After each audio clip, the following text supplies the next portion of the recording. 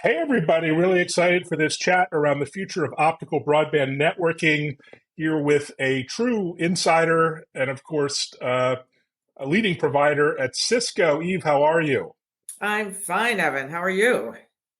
I'm good, thanks. We're just chatting about weather and locale and travel, and you're off to PTC in Hawaii, the big telco get together. So I'm super jealous. We're going to learn about that. Before we jump into you and your mission within Cisco, maybe introduce yourself and your team within the organization. Sure. So I'm a senior product marketing person within the optical business unit. That's basically in Bill Gartner's large organization that includes optical systems and optics. And so I've been doing this for almost 10 years at Cisco. Previously, I've been at various routing companies and optical companies, and I was actually an analyst for 9 years covering the optical space at IDC and ACG Research. So, Wow, fantastic. Well, been I have around for a a while. great opportunity to educate myself and ask some questions, get some pretty unique insights, I think. So, walk us through the Cisco's business in the optical space. Of course, you are a giant, but you have a really unique proposition in optical networking, last mile, and of course, broadband in all segments. What's the state of play within Cisco at the moment as far as optical networking goes? Well, I think the real play is a little bit more in the metro and regional metro Mhm. area than it is in the broadband. I'll give you a little history. It was really kind of fun to see this all evolve because I think the change that happened and the sort of paradigm shift that happened is as large as sort of like voice over IP Mm. coming to market. So what happened was there was a lot of work done on the silicon chips for our routers, and what really happened over time there is we just increased the scalability of the routers massively by putting it all into this chip. So you took these big honking routers that were real power sucks, and all of a sudden they're down to like anywhere from one to a couple of RUs, Mm. and that they're fitting into the data center now rather than the sort of the larger service provider space. So this huge shift to be able to radically reduce the space and the power, but also massively scale the routers and their capability to support so much more capacity was actually happening in parallel with what was going on at Acacia, the company that we bought, where they were basically taking what were large transponders in the market that basically take all of the digital signals and put them into an analog line system and reducing that into. I usually have a toy here, but reducing it to something along the lines of this from a size standpoint, and that basically got our routing group and our optical group together to have a lot of really interesting discussions about how the architecture could really change. Because if you look at service provider networks today, nobody would build a new network the way they look today. Everyone would be like, no, I would never, start that way. Mm. And so, the question is, for expansions or new networks, we can do a lot to help them, but how do we help the networks today, which are pretty multi-layered and complicated? How do we help simplify them? So we kind of looked at the routers and the optics and said, how can this all change? And we can really simplify it and bring the layers down, and sort of reduce the OTN layer and put a lot of that traffic onto the IP layer by enabling some private line emulation and doing that at sort of the 10 gig access area, but also doing it at the 100 gig layer too. And then all of this leveraging sort of the natural elements of the routers, like statistical multiplexing, Mm. that sometimes we forget about. All of that ends up being a real architectural shift so that you don't have to have deployed as many wavelengths on the optical layer because you're utilizing more of the IP layer. And the IP layer is almost, I wouldn't say free, but is so massively scalable now that you're using more of that. So our whole vision is to really reduce the layers, reduce the number of control planes, and simplify the whole network. And that kind of results in less space, less power, simpler networks. And what that can do is for service providers, it allows them to actually sell off some floors of space that they have, which are expensive, possibly sell off buildings, and really economize their infrastructure in a much better way over time. Yeah, amazing proposition there. And of course, we've seen over the last decade the rise of 5G and really the adoption of cloud at scale. That must have really turbocharged your activities, your mission in Cisco as well. Yeah, I mean, optical networking has to always stay ahead of the Mm. capacity needs.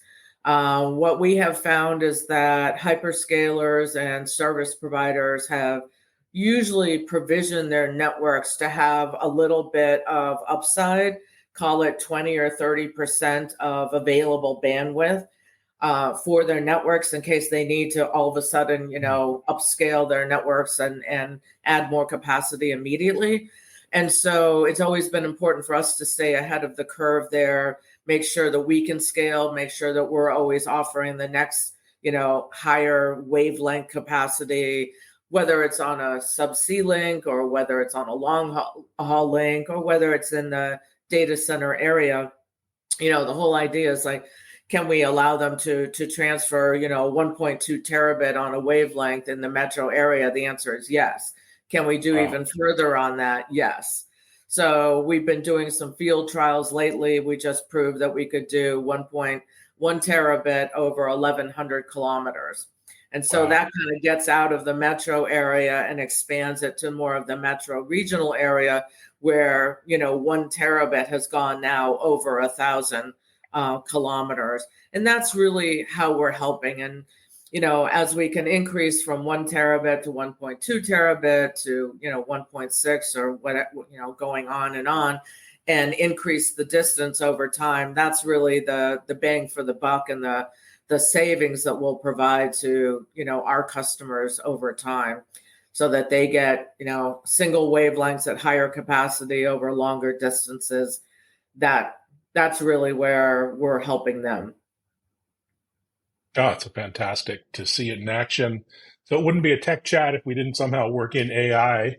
But what do you see the role of automation and AI in service provider networks today within your customers? What are they asking for? What are they hoping to see? Well, I think we're still all figuring out the AI part of this, but there's no question that data centers themselves within the data centers are having to scale massively to be able to support all of the potential AI activity that's going to come. And then there's always the connection between those data centers, whether it's on a campus or whether they're connecting over longer distances or even for disaster recovery. Those connections are going to have to get bigger and bigger as to support the data center growth and what's happening there. So AI is certainly driving it. Cloud services have clearly driven the need for more capacity. Everybody has outsourced their Microsoft utilities and their video and everything else to the cloud now. So those cloud services are really driving a bulk of it. I think that we'll continue to see that. I mean, the optical networking market has, when I was sort of tracking the market, I think we were around $10 billion and 10 billion spending a year, and we're upwards of 14 now and continuing to grow. And that's actually with the price pressure that's happened, orthogonally. So, prices have come down for a lot of the type of equipment that we've been selling, but, the capacity needs have gone up. And so the market is still there and very, very, very healthy. And I think we've seen, reasonable amount of consolidation in the marketplace. I don't know how much more we'll see. People speculate, but I don't think that's a huge thing to necessarily, be hot on right now. Yeah, so you talk about the sort of cloud to client approach that you have. Maybe give us some insight. Are large enterprises, data centers, what sort of pipes connectivity are they looking for these days from their service provider partners, and what's your role in that as well? Well, I think the largest verticals for high bandwidth needs are the government, the public Hmm. sector, followed by the finance sector, and certainly healthcare. And government, I mean, I believe the U.S. government has said, they're well over $20 billion a year in spending on optical networking just to handle all of the video Wow. transactions that come in from all over the world in order for them to see sort of the over the hill view to be able to communicate back to folks on the ground what is on the other side of the hill or wherever.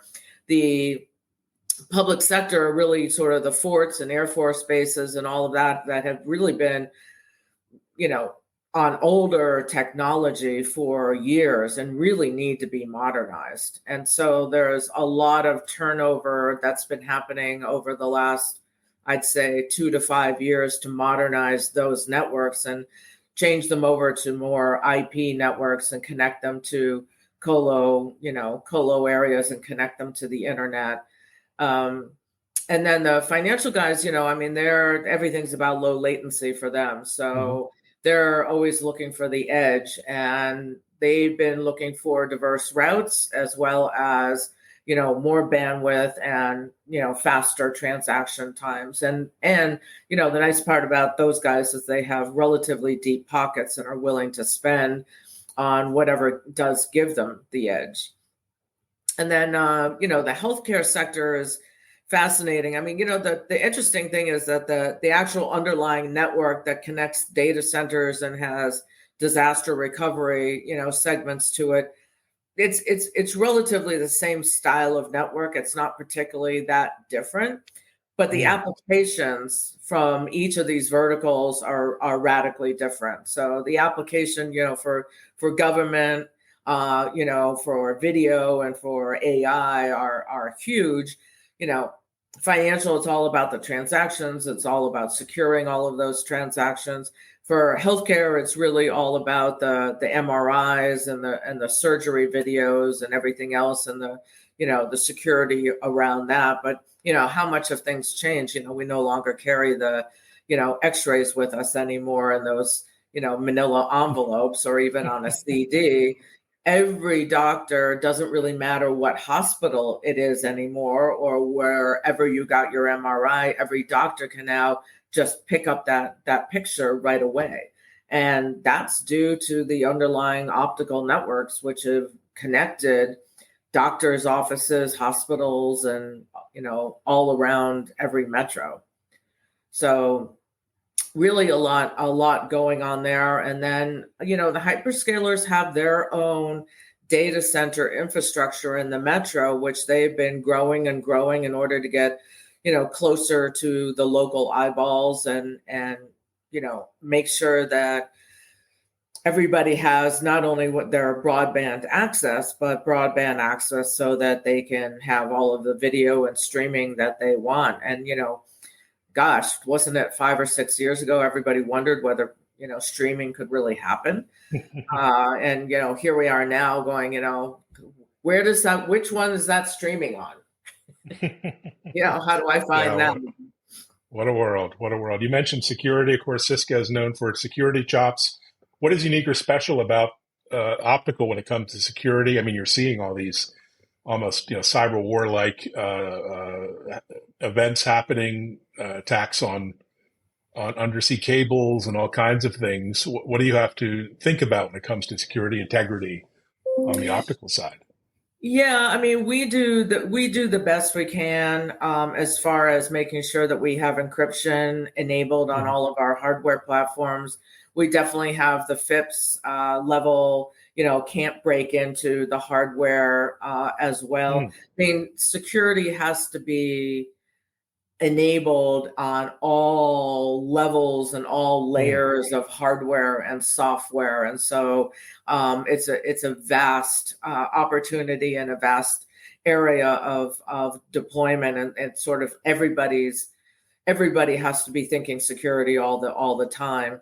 But I think one of the things that has helped is as we narrow down the number of devices that are in the network and the closer that they're connected together, like having the optics in the routers, there are fewer devices that are in the network that have to do the security upgrades, that have to be Mm. maintained for security. So I think we're moving a lot more towards just more focused security upgrades on hardware and software when we do sort of this convergence of the IP and the optical layers.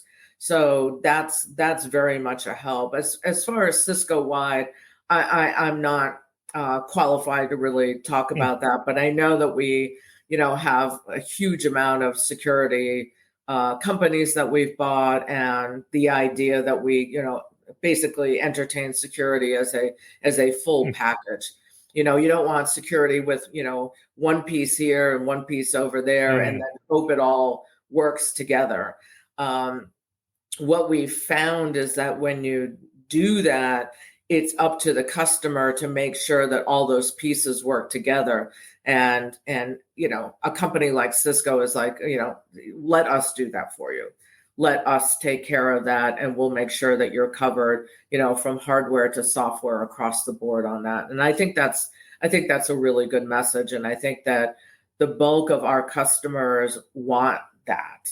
They want to be able to rely on, one vendor to support all of that. So Oh, fantastic. Yeah, the security is part of the culture, which is amazing to see. The other thing that's amazing to see is the focus on sustainability and green tech. And I was yes, at an NTT research event, and they're sort of reinventing the future of their optical network design. And sustainability is the number one goal. It's not an afterthought or number 3 or 4 on the list.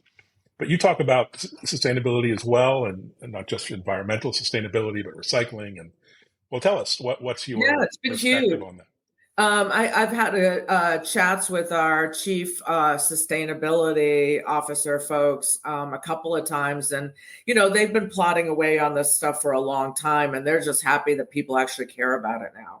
To be honest with you, I mean, they're thrilled because they've been working at this for a long time. The routed optical networking architecture that I talked about, the optics and the routers, and moving the traditional services, the private line services, to the IP layer. And adding automation all really helps with the sustainability. So, like I said, we're moving from very large platforms to much smaller platforms.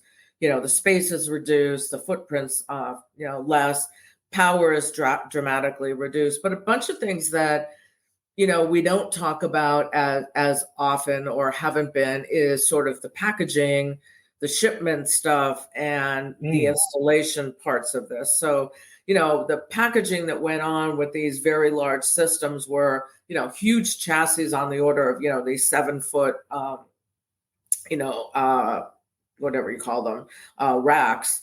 And then each one of the Align cards, were packaged separately to go into these big Mm. platforms. Well, now we're talking about a 1-2 RU platform that gets packaged once. And all of the optics, rather than being sealed up separately, can be laid out, in one Mm. sort of flat thing and packaged carefully together. All the packaging is now recyclable, reusable. It's not that horrible stuff that you didn't even want to touch.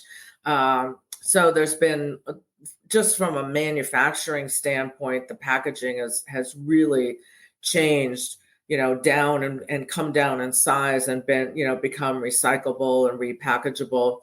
The other side of it is that, the shipment costs have been reduced because we're shipping, such smaller stuff. And from a software perspective, zero touch provisioning, being able to turn up a lot of these platforms while, you don't have to be there. You don't have to do the truck roll to turn it on and be there to turn on the wavelengths, has been huge as well. So that is a sustainable edge as well, where you're not sending trucks to do the turn on. One of the things I wanted to kind of get to on automation, while somewhat tied to sustainability, but it's interesting because a lot of our customers who have merged their IP and their optical groups together have actually done a really good job with starting their automation journey, because they're a smaller group of people and it's easier for them to do. Really, the very, very large service providers want to automate more, but it's very difficult for them to do because they're so siloed. And so the real key to automation is to start with the streaming telemetry that comes from every router, that comes from every optical platform. So we have that streaming telemetry. We've had it for, 4 or 5 years now. And I think we were kind of leading the market in offering that, and people love it because you're basically getting every bit of information of what's happening with that platform real time. Now, like every one of us looking at the news, there's only so much information that we can handle. And there's only so much information that's relevant to us. And so at some point, all of that information has to be parsed. Some of it has to be, okay, this is completely irrelevant information, put it away, or it's so repetitive, I don't need to see it on a regular basis. Here's some information that, okay, everything's doing fine. It's good for me to, be looking at this on a, semi-regular basis. And, oh, this is an anomaly. And why is this an anomaly? And what does it mean? And how do I deal with this? And so we've, had a couple of acquisitions that we've done, and we've pulled a lot of this together into our crosswalk network automation platform. And that sort of merged it all together. So kind of starting with, we're getting the visibility, we're getting the analysis, and then we have to figure out how do we action on some of that. So I think we're fairly well along in the automation journey. I think people will jump in wherever they can. I think one of the hyperscalers said, for gosh sakes, you just start automating where you can. You just have to start with it. Like we're already starting with it in our sort of personal lives. And so from a network infrastructure standpoint, you start doing it as much as you can and then building on it. But I think we've been in pretty good shape with the streaming telemetry and being able to parse out what's important, what's not important, and particularly the anomalies, which are really kind of cool. And then how do you deal with them? Fascinating. Well, that'll be interesting to watch. You and your team also spend a lot of time talking about inclusivity, the inclusive internet, and closing the digital divide, which is amazing to see. I mean, looking backwards, I imagine a lot of your technology went into the G20 countries and big cities within those countries. But now, everywhere from India to Rwanda, you're seeing just amazing technology being deployed. That must be satisfying as well to see unfold. It's very satisfying. We've done a lot with the broadband group to help get, higher capacity to areas that have been, completely underserved, if they have internet access at all. We've been working with many of the hyperscalers on their subsea connectivity to, South America, to Africa. Right now, Africa is being connected on the eastern seaboard and on the western seaboard. And that is fantastic because there have been outages for Africa. And when that happens, they don't have the luxury of having diverse subsea routes. So when they're cut off, they're cut off. And so, you definitely don't want to see that. So getting to underserved countries is absolutely wonderful. And I think we're going to be there if not there already, but I think we're getting there fairly quickly. And as far as like diversity goes, I mean, I think one of the things that was really great, one of the few good things that was good about COVID is our senior leadership was really reactive and caring about how people were handling being shut down and not being able to go to the office, and what this meant. And nobody knew what was going to happen, right? So we were all, people were fairly anxious, and then overlaying that with sort of what was happening, with what's his name, Floyd, George Floyd, and so our senior leadership brought in a bunch of really leading minority folks to talk to us about what that meant, and they were absolutely fantastic. And so there's a trickle down effect from the top that comes from really Chuck Robbins and his leadership team that has really endorsed empathy, diversity, and care within. Some people might have thought that Cisco was a very political organization years ago, and very much sort of I don't know. And it's to me, it's radically changed inside the company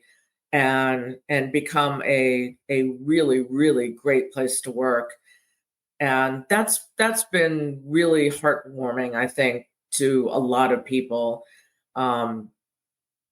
over time, how the whole world has been handled for inside a very large company. And I mean, I happen to know, talking to many of my other friends, that not that many other companies handled this whole time frame as well as I think Cisco did. So I'm very proud of that and thankful. Oh, congratulations. That's wonderful to hear. Yes, it is rare in tech these days. So well done. So what's on your radar for 2024? Any particular roadmap items or technology that you're really excited about that you can share? I think we're excited about our deploying our new systems, which are new transponders and new line systems.